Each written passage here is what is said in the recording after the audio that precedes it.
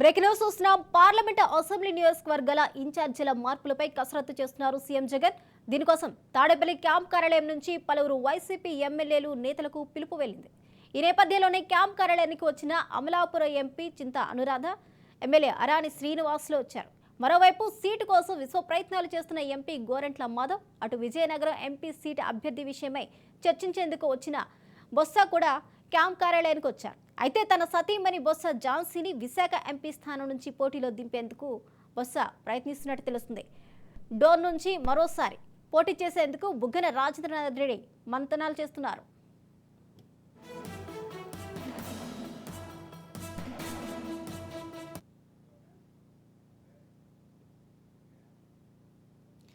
ఇదే అంశానికి సంబంధించిన పూర్తి అప్డేట్స్ మా ప్రతినిధి గాలిబ్ లైవ్ లో అందిస్తారు.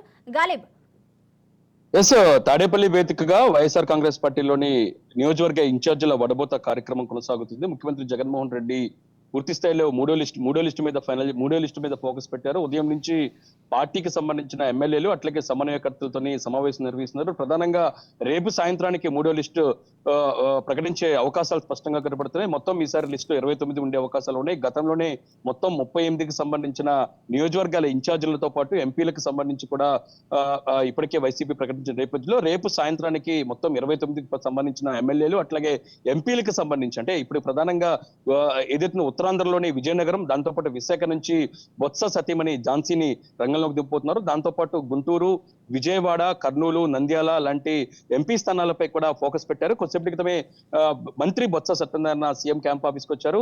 విజయనగరం ఎంపీ సీటుకు సంబంధించి ప్రస్తుతం కసరత్తు కొనసాగుతున్నట్టు తెలుస్తుంది. దాంతోపాటు చాలా మంది ఎంపీలు మరోసారి అధిష్టానం దగ్గర చర్చలు జరిపేందుకు వచ్చినట్టు తెలుస్తుంది. ప్రధానంగా అమలాపురం ఎంపీగా ఉన్న ప్రస్తుతం సిట్టింగ్ ఎంపీ, దాంతోపాటు హిందూపురం ఎంపీగా ఉన్న మాధవ్ కూడా ఇప్పుడు ప్రస్తుతం సీఎం క్యాంప్ కార్యాలయంలో వచ్చారు. అయితే తొలుతుగా పార్టీకి సంబంధించిన సమన్వయకర్తలతోనే చర్చిస్తూ ఉన్నారు. ఆ తర్వాత ముఖ్యమంత్రిని కలిసే అవకాశాలు స్పష్టంగా కనబడుతుంది. నిన్న కృష్ణా జిల్లాకు సంబంధించిన పంచాయతీ ముగిసిన నేపథ్యంలోనే ప్రకాశం జిల్లాకు సంబంధించిన బాలినేనితో పాటు ఇతర నేతలతోని సీఎం జగన్మోహన్ రెడ్డి సమావేశం నిర్వహించారు. ఇంకా అది కొలిక్కి రాకపోవడంతో ఈ రోజు మరోసారి ప్రకాశం జిల్లాకు సంబంధించిన నేతలతో పాటు మాజీ మంత్రి బాలినేని కూడా సీఎం కాంపీస్కి వచ్చారు. బాలినేని సంబంధించిన నియోజకవర్గం మార్పు పైన ఇప్పటికే ఒక నిర్ణయానికి వైసీపీ అధిష్టానం వచ్చినట్టు తెలుస్తుంది. ఈ నేపథ్యంలో బాలినేని తోని చర్చలు మాత్రం ప్రస్తుతం కొనసాగుతున్నాయి. అయితే ప్రధానంగా ముఖ్యమంత్రి కంటే ముందుగానే ఆ పార్టీకి సంబంధించిన సమన్వయకర్తలతోని ఆ అసంతృప్తులు అట్లయితే ఎమ్మెల్యేల మార్పు, నియోజకవర్గ మార్పుకు సంబంధించిన నేతలతో మాత్రం చర్చలు జరుగుతున్న పరిస్థితి కనపడుతుంది. ఇంకా దాంతో పాటు ఆర్థిక మంత్రిగా ఉన్న బుగ్గన రాజేంద్రనాథ్ కూడా క్యాంప్ ఆఫీస్ కు రావడం జరిగింది. డోన్ నుంచి కూడా మరోసారి ఆయన పోటీకి దిగుతున్న నేపథ్యంలోని ఆయనతో కూడా పార్టీ పెద్దలు చర్చిస్తూ ఉన్న పరిస్థితి కనపడుతుంది. ఓవరాల్ గా చూసినట్టయితే మూడో లిస్ట్ దాదాపు ఫైనల్ అయిపోతుంది.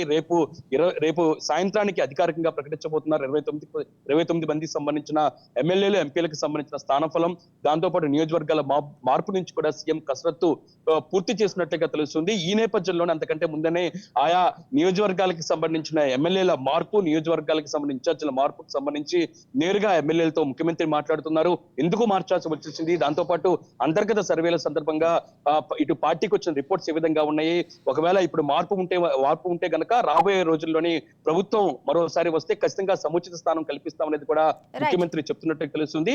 ఓవరాల్ గా చూసినట్టయితే మూడో లిస్టు కోసం సీఎం జగన్మోహన్ రెడ్డి తాడేపల్లి కార్యాలయంలోని పూర్తి స్థాయిలోని కసరత్తు పూర్తి చేశారు. రేపు సాయంత్రానికి మూడో లిస్టు ఫైనల్ అయ్యే అవకాశాలు కనబడుతుంది.